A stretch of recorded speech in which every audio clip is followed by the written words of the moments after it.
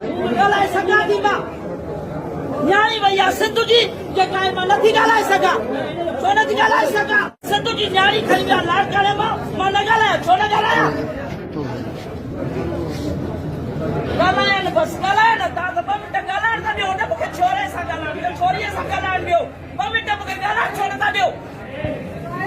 जी जी मम्मा बसि जे माना ईअं थिए न जेका न्याणी अचे त उहा खणी भॼी हलिया वञनि बसि इहो कहिड़ो कानून आहे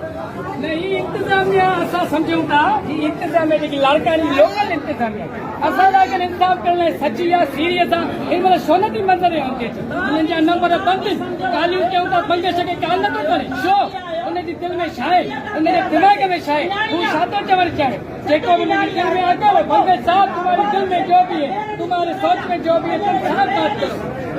एसपी मसूद भंगत साहब मुझे पता है तुम क्या चाहते हो लाड़काना सिटी में जब से तुम आए हो तुझे के साथ जुल्म होता रहा है